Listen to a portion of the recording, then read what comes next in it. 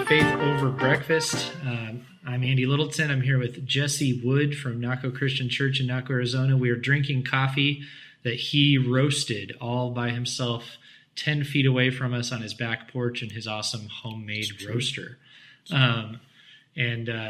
He's confirming all of that as factual. It's true. It is factual. Andy is not deceiving you. Yeah. And I'm also not deceiving you in saying we had an interesting conversation. We talked about Jesse's work here on the border. You get some of my insights as a outsider, non-border resident being in the area. Jesse's insights as a pastor who works on both sides. We talked a little bit about the background at the beginning, and then I push and make Jesse a little less comfortable with some more specific digging for some application, some thoughts on how politics would approach things versus the church. And so, I hope you enjoy. Definitely focus in hard at about 15, maybe 12 to 15 minutes. This is when it gets more juicy, I'd say. But stick around for that first 10 or 12 so you have some context. And thanks for joining us.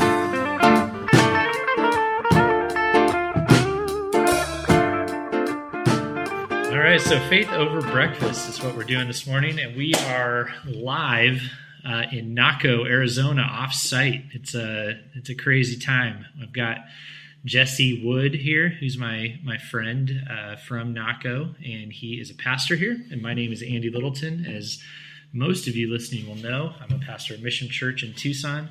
Eric would love to be here, but it would take him a long time to drive here, and he has old Volvos, and you just never know. So he's back in Tucson being a good pastor, getting ready for some kind of Thanksgiving celebration with his family, perhaps. And Jesse and I are hanging out at his giant dining room table meant for the nights of this looks like it's we're not. in a castle. It's definitely not a round table. It's a big rectangle, but kind of medieval feel. It's got a medieval feel to it. Yep. Yeah, and you're kind of a medieval man, a Renaissance man, one could say. Yeah. Sure. Go with that. So Jesse's church is called Naco Christian Church. You all know where Naco is, of course. Yep. Everybody does. It's metropolis down here on the border. That's right. Yeah. About 1,000 people. 1,000 people? Yes. Yeah. Okay. Slightly larger than the average rural high school. Yeah. Wow. So tell us really quick, how did you end up in Naco, and what do you do? Well, right. So the short version of the story of how we ended up here in Naco is my wife Jessica and I were in Connecticut.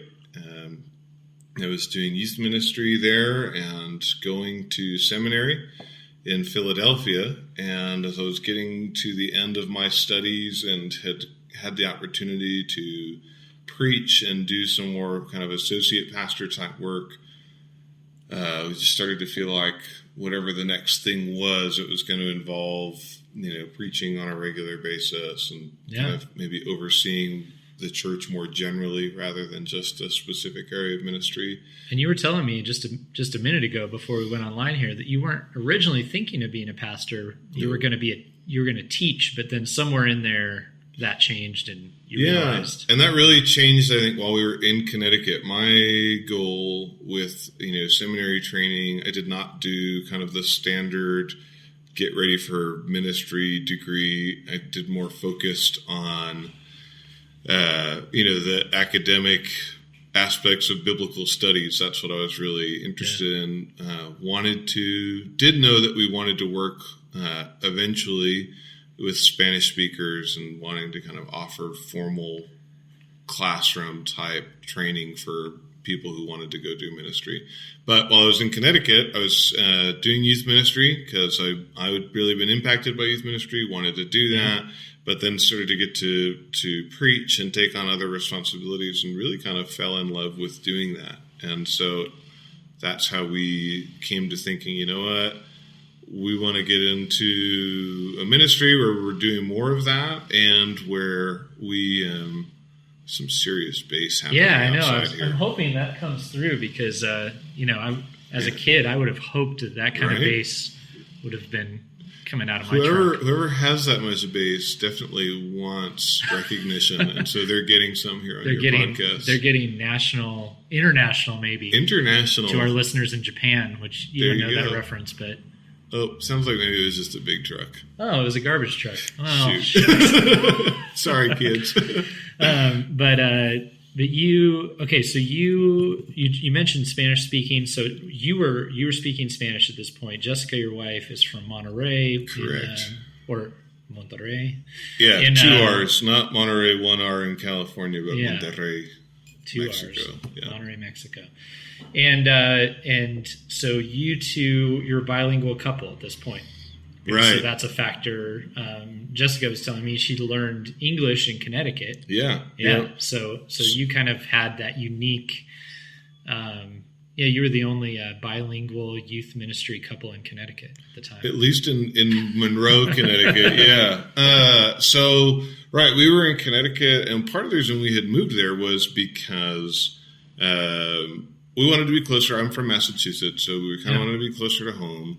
And Jessica did want to work on learning English. We had been living in Dallas before that in a neighborhood where everybody spoke Spanish. And so Spanish was our primary language as a couple, and she wasn't really being pushed to use her English. And she was like, I really want to do that. And so we had gone to Connecticut, and it was great. Loved it there. But, as we were kind of getting to a point where maybe we need to, maybe it's natural to think about transition, finishing up the degree program. Kind of a long story, but we became aware of this opportunity out here in Naco. Yeah. And so... Were you hunting online or something, or just looking at... So a friend of mine had called me from New Mexico, and he was... interested in getting somebody to come to youth ministry, and I had sort of told him I think whatever we're gonna do, we want it to be Spanish and or bilingual, and I would really like to be preaching on Sundays and kind of more generally overseeing the ministry of a church. And so he said, well, you need to check out work here in the Southwest. There's lots of opportunities. And so, I don't know, he made it sound like there were lots of opportunities. I didn't really know, but he was at an SBC church. And so I had looked on the SBC website, and, SBC has just job listings. This is the Southern Baptist Convention. Yeah. And so we saw this little church, and we're like, that sounds really interesting. We should just give a call, and there was a phone number, and just see what they say. And so that started this process of starting to meet them. It's kind of funny because it's a very small church, but there were some people in the church who had experience in larger churches, and so they were kind of running this pastoral search formally, like the way that maybe a larger church might do it, which I think is why we came to know about it. Yeah. Because otherwise, a church of 25 people in a small town in Arizona probably wouldn't be receiving resumes from people in Connecticut. But we're thankful that they did it that way, because that's how we made contact with them and ended up out here. Yeah, and then you and I met because you came up to a pastor's group in Tucson, and you mentioned that you worked in Naco, or you called before or emailed or something, and it immediately piqued my interest because I actually do know where Naco is, because my apparently I'm related to the guy who was the unofficial mayor of Naco. I didn't even put all this Rogers, together. I think you are the heir apparent to the throne. I may be taking over. No. Which would be so. No. Okay. Well, I mean, you should. I'll give all my rights to you. Okay. So my family reunions used to be at this hotel, which is just, you could see it from your church. It's on the same main drag of Naco. And there was a port of entry that is now, it's the old one. It's now closed, and there's a new one. And when I was a kid, we met right there for family reunions. So I knew all about Naco, or at least not all about it, but I was familiar. And so I had no idea there was anything going on or a church here, and I was excited that whoever was at the church wanted to hang out with us. And so I eventually came down, visited you. We've stayed in touch. You're over in our world, we're at Mission Church, we're all kind of bivocational, and you're doing some like trivocational stuff right now. You're roasting coffee, which is interesting to me. You're teaching in Sierra Vista. So you got a lot of irons in the fire. But immediately I was just kind of curious about what was going on down here. Naco's about 10 minutes from Bisbee, which is my kind of an old family stomping grounds for me. And I'm down here because I'm hanging out there doing writing. But anyway, that's how we kind of got to know each other. And that's been fun. So what's it like doing ministry in Naco? Well, ministry in Naco, we have ministry. We have ministry. We meet together as a church on both sides of the border. I'm always trying to kind of figure out how to say that because we want to talk about being one church. That's one of the big things that we're trying to do on both sides of the border. So, but we have services on both sides of the border. And so we have bilingual services in Arizona. And you were there for that. So I don't know. Got to be there for the first time. You can... I don't know, tell people exactly your perspective on that. It can be a little bit, kind of this interesting mix of languages. Most things get translated. They're supposed to all get translated, but that doesn't ever really work. And so, but anyways, bilingual services in Arizona and then Spanish services in Sonora. And there's some overlap. Sometimes people are on one side of the border or they come to the service on the other side. And we try to stay as connected as we possibly can. And the thing that struck me that I think is most beneficial with what's going on at your church is that you are translating yourself because you are bilingual, which I've taught at the prisons outside of Tucson and had a translator and was always pretty unsure, if what I had just said was translatable well or if he'd captured it or whatever. Yeah, you say one sentence and they say a paragraph. And you're and you go, interesting, I don't know. And then I'd experienced bilingual church with a bilingual pastor in Tucson before, so it wasn't new to me. But I'm sure that would be a little of a jolt for folks who weren't used to it. That you kind of hear something in your language and you take a little break, and then you hear it again, hear something else, and then take a little break. But the fact that you were translating yourself made it much more natural. Which I thought was really helpful. And then over on the Sonora, Mexico side, it was just in Spanish. There was no need to translate it into English. But it was sweet. I really enjoyed being there, and it just seems like the people in both churches love each other and appreciate the church and what you're doing. And so this church had been. Somebody had come along and built it, right? And then pastored over it. And then I don't remember the exact, sequence of events, but they eventually left and the church actually closed, right? It was just sitting here. It wasn't open for services, right? For some time. Well, so when we came, it had been open for a while, but there was before that, somebody came down and, sort of if you build it, they will come model, built a church building, but there wasn't really a congregation and there wasn't a pastor, but it was just like, there needs to be a church in Naco, so we're going to build one. Yeah. And then, so it kind of would like get going, and then I think it would fade away and somebody would come down and kind of put 6 months into it, and then it would sort of fade away. And so when the previous pastor before me came, it had actually been closed for some time. I think the building was actually sort of in disrepair. Yeah. And so he did a lot of fixing the building up and did get some stability with the congregation. And then a church member gave a house right on the Sonora side to the church that has become the church over there. Right. All right. So we really borrow the house. It's not been given to us, but we don't really pay anything in rent. We just kind of cover the utilities, and they let us use the space and tear down walls and repaint stuff. So, I mean, we get to have pretty much free reign. Yeah, that's the best. It's really working out really well for us. Yeah. That's sweet. Yeah. So, I think I'm trying to think what, our folks, most people listening are somewhat familiar with church to some degree, or maybe not. Maybe just the title will catch their eye. But you're on the border. We've got the borders in the news. There's all sorts of feelings that people have. You and I have talked here as we've been down here that you could come from one perspective and have one view of the border. You can come from another perspective and have another. You have people of both persuasions in your congregation and in this neighborhood, like small town. There's people here who have one view of the border, people who have another. You've been interviewed because of your unique position by some pretty prominent news outlets, which is pretty wild, right? Like the New York Times has been down here, the BBC has been down here.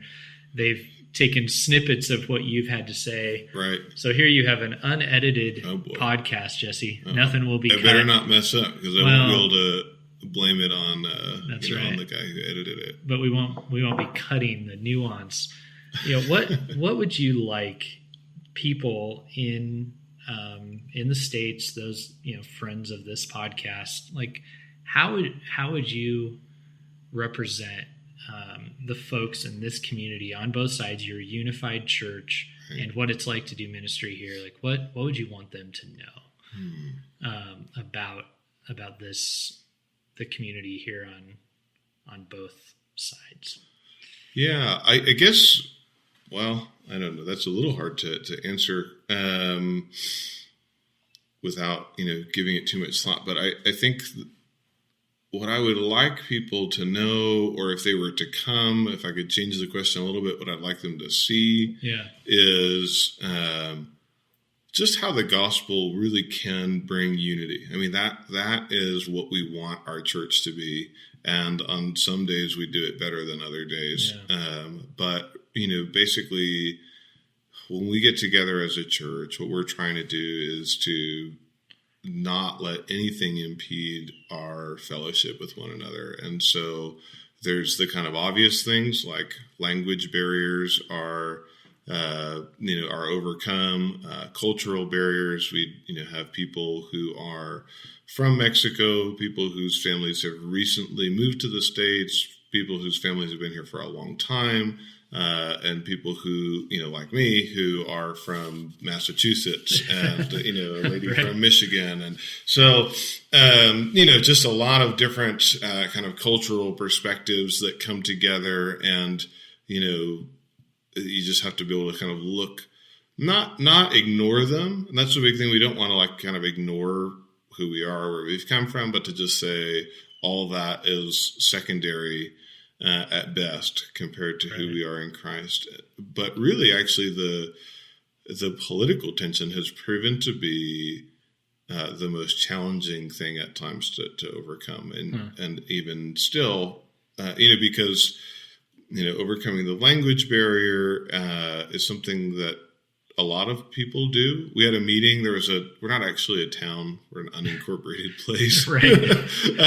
So I in don't the know. States, that is. Right? In the States, right. In Mexico, Naco is it's a municipality, but they had a meeting. So it's kind of a town meeting. I don't know. It was a place meeting. It was a place meeting, an unincorporated place meeting.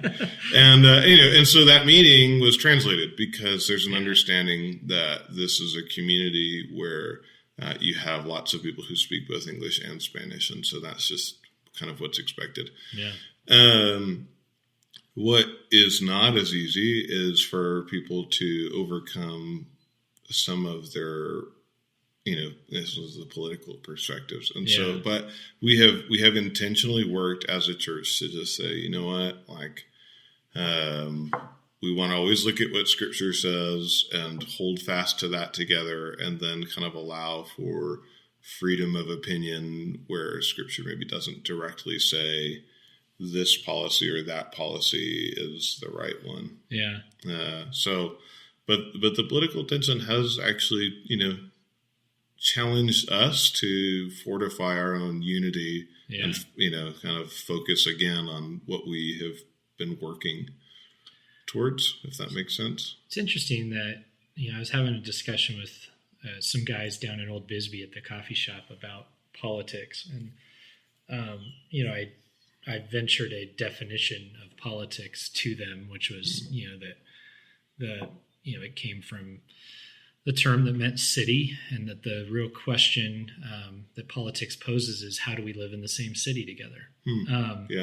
How do we get along? How do we function? And, the saddest thing about politics is that it doesn't come off anymore as having that goal of how do we live in the same city together. Right. It's feeling these days like, how do we make the city more advantageous to me, and potentially get other people out of it.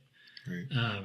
And they hadn't really heard that definition of politics or hadn't thought it through that way. But I've been struck being down here, and Tucson isn't so far away, so the discussions are all happening. But here I haven't heard as much discussion, maybe as even in Tucson. But here we are. I mean, if I threw a rock real hard, I could hit the border fence. Yeah. And so I couldn't, but you probably could because you're a baseball guy. Yeah, No, I've got some rotator cuff terrible. issues. Oh, yeah. Okay. Well, maybe not. I could not. Somebody with a good arm. I'm glad you've clarified this, because now I'm wondering if either of us could actually hit the fence with a rock. But it's you can see it. Right. You can see the there fence. You go. It's it right is within. Yes, it can be seen. Yeah. There's us, a couple houses, a school. Yeah, they're actually. I mean, you'd have to be pretty good. You'd have to throw it across the track field. Man, if we had a fact checker on this show, that would have we'd be in trouble. Yeah, we'd be in big trouble. Good thing we clarified that. Yeah, it's awful close. It's close. Yeah. Yeah. So maybe if you had one of those like 2-man water balloon launchers where two people hold it, it's a big like rubber band and you stretch it back, or a potato gun. Potato gun, yeah, potato gun might do it. Yeah, I don't even think the water balloon launcher. It's too much. Sad. But the things that struck me. So the other day I'm walking down the railroad tracks, which just parallels the border, right? Correct. And I don't know why it was like a weird thought to me that as I'm walking, I was a little nervous, and there's some helicopters flying over, and there's this fence, right? Right. And I was like, and I had to think, I was like, what am I nervous about? Like, who is somebody going to come? Like, there's a bunch of cows just sort of standing in the field very nonchalantly. Like, is somebody going to come bolting through this field and like take the $5 I have in my pocket? Like, what do I think is going to happen? Or am I nervous that the military's watching me? Actually, that was, I think, made me more nervous. Right. But then the weird little thought was like, this is the same, like if I were on that side of the fence, the same bushes, the same dirt. Right. And then the same people, right. Really. Like everybody that I'm interacting with over here is, they're off and across. And when we went over to your church, I felt so welcome and had such a nice time. And there was the time we went and got tacos, and the one guy that was walking around in there was a little off. I don't know. But I've been in Old Bisbee. There's plenty of that. Yep. And I just thought, why is this so complicated? Like right. That over there I have all kinds of Hispanic friends. Mm-hmm. That's primarily who's over there. Right. That's actually primarily who's over here. Right. It's all the same land. It's all the same stuff. But there's this fence, and there's this presence, and it's making this feel like a very big deal. Yeah. And then when we cross the border to go over to your church, you go over there, and currently we've got the military on the border, which is right. new. And so you've got Humvees and guys standing in their gear, and that's kind of makes you feel like, right. something. Must be a scary place to be. Right. And there's this fence, and there's and you got there's customs, and that's all sort of makes sense. You got to check in, you got to check out. You don't bring produce that's whatever. I get it. No chorizo, No. which is a little sad. Oh, man. Yeah, that is a little sad. So, which is 'Cause why we have to go better. eat over there. Yeah. And it is, eating over there is a good idea. It's delicious. True. It is. But then you get, you get over and it's like, okay, like great, sweet people, nice people, the folks at your church were amazing. And I just thought this thing, this fear that we have, it's just kind of making it hard to relate with some human beings that we could be really great friends with. And I think the cool thing I see in your church is that all those things stand between the two halves of your church, right. But you've kind of said it in a way like, oh, well, like we're still going to have this deep friendship across these boundaries. Yeah, and we really work to do that. And so as I was saying before, so the political tensions, which are real in our community about, how we should address these things can spark very real differences of opinion. But what's great is that actually I think most people feel from whatever perspective they're coming from politically, what you just said, which is that actually though, like I do love those people over there, and and I like going over to Mexico, and so there isn't. That's actually kind of how we refocus ourselves. A lot of times we look at God's word, we say, okay, we need to be in agreement on this, and then we also look at our neighbor and go, look, it's right, it's them, it's them. We're talking about right. So and that's really helpful because we actually can just really quickly just go like, oh yeah, but like I have family over there, and I have I have brothers and sisters in Christ over on the other side of the border, whether you're on Mexico or the U.S. And so that really kind of helps to temper or tone down any of that. And actually, a lot of times it just sort of goes away because you just remember like, oh wait, like these are our neighbors, and in a very real sense, we're talking about neighbors, and the border fence thing that we have there is there, and there it is. There it is, and people have been busy that look down on it. Like, just imagine it's like a pier because it's all lit up. Like a pier would be like going out into the ocean. It does have an odd sort of beauty when you drive down in the evening, in a strange way. It is like that. Like when you drive up to an ocean pier and you just go, oh, look at that, and then you realize like, that's piers you can stand on and enjoy both sides, and this thing now has razor wire on it. And that's true. I would get there's razor wire. But one of my favorite things to watch is that like there are dogs that fit through the fence, or even will run across where the cars go, and they just hop over the like cattle grates and run across the border. So the dogs aren't too fazed by it, which is nice. Yeah. There you go. Yep. There you go. There's that. Yep.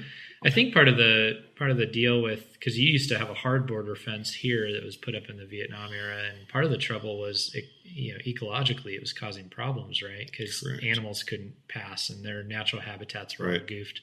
So this fence that at least smaller animals can fit through, from an environmental perspective, makes tons of sense. I mean, imagine a whole going right down the Sahara Desert with a wall or something, like how that would impact the ecology and the animals. Yeah, it's a big issue, particularly when you get out to like Coronado National Forest, and the whole point of the national forest is to sort of let wildlife basically exist as it naturally would, but then you've got an international border on one side of it.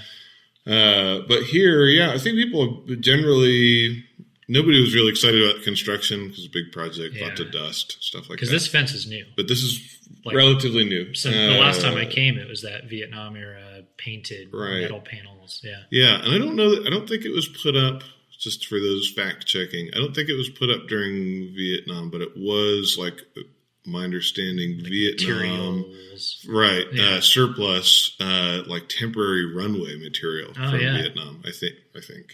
I don't know. Somebody had to fact check. Pretty sure that's what it was. Interesting. And you couldn't see through it, and now you can kind of see through the fence, which is and there's something kind of nice about not looking at just like what's on the other side, but you can look through and see what I saw. Like, oh, there's more desert landscape over there. Like that's what's over there. And if somebody were, on a dead run to get my $5, I would see them over there. But they're not. Yeah. I don't think that's likely to happen, Andy. But so back to my definition of politics. So it's like the goal of politics was supposed to be how do we live in the city together, and it seems to not work. What it's done, I mean, particularly like in Old Bisbee, and I would suppose even here, is it's divided the city because it's like. Because you're in camps, right? You're like there's a right way in somebody's eyes, and there's a right way in somebody else's eyes, and then there's all sorts of nuance in the middle. What I was struck by at your church, because the last time I was there, you were teaching out of Exodus. What were we? 22, 24? We were in 22. 22. Yep. And so you had these laws out of Exodus that were pretty applicable. It was interesting. I mean, we had the alien and stranger stuff, and I loved that you weren't like, oh, the military has been deployed to the border, I'm going to talk about this. You just happened to. That's just where you were in Exodus, yep, which was actually really cool. And so you're thinking through. You've got people of different political perspectives, who politics is not bringing them together, right? Right. Politics would divide them. Right. If we were to focus on that, it would divide us. Absolutely. Mm-hmm. But here you had very specific moral statements that had to do with welcoming, caring for strangers, and then there was other stuff, bestiality. That was got to bring that up. There you go. I'm pretty sure I'm the only guy who preached on bestiality within like a couple 100-mile radius. Yeah, at least, maybe more. Anywhere in the world. Maybe that week. There you go. Special. So just have to bring that up. Glad we got to talk about that. But then there was something about orphans, right? And so over in Mexico, there were orphans, and then there was stuff about that was seduction, like how you ought not to seduce somebody, and gosh, that has that's a discussion nationally, right? Of like, what's the line? When have you been inappropriate, sexually, and so all that comes up in your passage, and but you were careful. You taught what the scriptures said about these things. You didn't, push past that to like a specific, like, therefore this agenda will fix it. Right. But you were very clear, like, this should not be, this is, God cares about this, and our responsibility to God is to care for other people by not seducing them, by not taking advantage of them, or by ignoring them when they're in need and in our presence. Right. So I felt that you brought unity to your church, and I assume this is a coming out of years of this type of work, where there could have been division. And how have you? I mean, if you were to say, like, why does faith have more power to do that than politics? Yeah. Well, right.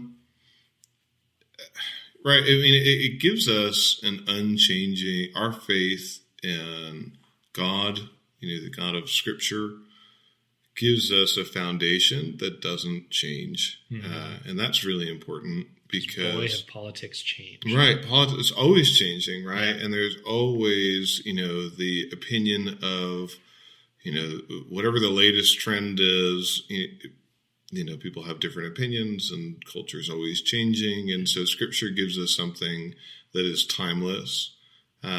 It's also, in a real sense, it's important here. It's not limited to geography, right? We do have an international border, and there are some strange things about having an international border almost in your backyard that you might be able to shoot a potato gun over. Right. And so we're able to go to both sides of the border and say, like, this applies equally to everybody. Because you preach the same sermon. Correct. In the USA and in Sonora, Mexico. Right. Same sermon. Same sermon. It landed in different ways. It does land in different ways, which is interesting. We were talking about that. Different illustrations make sense in one context and make less sense in another context. We pick up children from a children's home, basically an orphanage in Mexico. And so all of a sudden, talking about caring for the orphan isn't an abstract thing. Right. You have an orphan actually sitting right in front of you. Some of the older kids, who stay in for the message. And, so the way, and there are some adjustments that I make to the message, because now as I have these people in front of me, I want to draw out this application of, like, this text. It's not as much the imperative of you need to do this, but the importance of you need to know this, like God cares about you, right? Yeah. And He's instructing others to reflect His character when He tells them to care for you. So and I would venture they might need to see that when someone doesn't care for me, that's not that God doesn't condone. Yeah, not at all. Right. That God would defend me in that. Mm-hmm. Yeah. So, and that's actually been an interesting, in my kind of desire to keep everything the same, because we think that's important, and it's an important statement about who we are, that we can bring the same message. I have also become aware of, like, all right, like, I need to think that through, and something I desire to be better at is even, like in Arizona, to say, hey, I'm going to be talking about this afternoon with this group of people, and, like, this is what it would mean for them, and it's actually good for you to kind of try and get in their shoes and think through what this passage would be saying to the person who does come from a different life situation than you. And I think that's a healthy thing to even ask the church to do. Yeah. We talk a lot about pastors, like, apply this text to your congregation, and that's really good. One of the things that I want to do is also say it's healthy for you to think about how this text applies to your neighbor. Yeah. And it might be a little different, but it is the same text that it's still the same word from God. I'm still learning how to do that well. You haven't mastered that? Sorry. No. Maybe in year 5. Yeah. Yeah. The other piece that, what was it? I was just, I'm losing a thought. It was, right. So something that I wouldn't have realized, and I assume a lot of people who would be listening to this wouldn't realize, is so big in the news right now is this migrant caravan, right? That is probably headed more toward Tijuana. Yeah. Mm-hmm. But that the military deployment is connected with that migrant caravan. Right. And so they're here. The military's here. The Mexico military is also in the area. So it's not just the U.S. Mm-hmm. And so the thing that I didn't realize, that I've learned just from being around you and your wife and your discussions, is that the application of that, of like Exodus 22, to care for the stranger, had just as much weight for you over in Sonora. Right. So it wasn't that you step across the border and everybody over there is like, hooray, migrant caravan, this is awesome. Like, we love these people. That there are great concerns that they have for different reasons, but they're like, we don't want to have basically like a refugee camp set up here. And they have mixed feelings about the goals of the caravan and what might happen, and they don't know who these people are. Right. And the same things that some folks over here in the States are nervous about, they're nervous about. And I think just the kind of like silly assumption I would have made would have been that, everybody in Mexico is cheering these people on, and everybody here is, either on the one side, either going like no border, or they're over here saying like, put up a 90-foot wall now. Right. But that's not the case. Like, the same concern. Like if that caravan were to march into Naco, the folks over there aren't really necessarily all feeling like hosting them either, right? And have a lot of concerns. So you weren't talking to just everybody over there cheering them on. You had the same application of like, these are people, right? There needs to be rules and laws that are applied to these people that the scripture doesn't spell out, you know. So are they allowed to come into the city? Where are they allowed to stay? Right. Doesn't say. Right. So we have to exercise wisdom, just like the people in the States. Right. But then what we can't do is ignore their basic human needs and treat them as if they're not human. Right. And human dignity, made in the image of God. Right. To disrespect them and to dishonor them is to dishonor the being in whose image they're made. Yeah. You know, and that's so important. It was interesting. So you, this past Sunday, then it started into Exodus 23, and one of the things that Moses says there is don't pervert justice for the sake of the poor either. And so there is this kind of balance where it's like you need to love these people, to respect their dignity, and yet kind of the Robin Hood, who was like my childhood hero, steal from the rich to give to the poor, doing injustice for the sake of your preferred kind of justice is not doing justice. Yeah. And so, again, that doesn't necessarily help us to know exactly what to do with this specific situation, but it gives us some guidelines for how to think about these things. But to your point, that's absolutely true. It is not the case that the folks in Mexico are necessarily really excited about this. They have a lot of shared concerns when outsiders come, and even from Mexico. There are people from southern Mexico who don't want to necessarily go to the States, but they might be able to get paid a little bit better. Right. Some of the jobs pay a little better up near the border. And when they arrive in town, there are noticeable differences. There's accent differences. Yeah. There's oftentimes physical appearance that's different, and they're not always received and treated well. Because I think that's just human nature. Right? It's part of our fallenness is this distrust of people who are different, and to give preference towards people who are like us, to feel more comfortable with them. And so, it's pretty amazing how God's law from, written thousands of years ago is very applicable today. Oh, yeah. And cross-culturally too. Yeah, that was, it's interesting that was eye-opening to me. It feels like it should just be obvious, but it's not, that the folks, I think there's something about the fact that the folks over there, like when I'm looking across that fence, who I, could assume are so different, that not only are they're human and they're people and they have the same, they're actually struggling with the same prejudices. Yep. Actually, the same tendency that makes me nervous about them makes them nervous about some folks who are coming up from another town to work, right? And makes them probably nervous about me, right? And or who knows, right? And then the same wisdom could lead us to move past that and to love each other, right?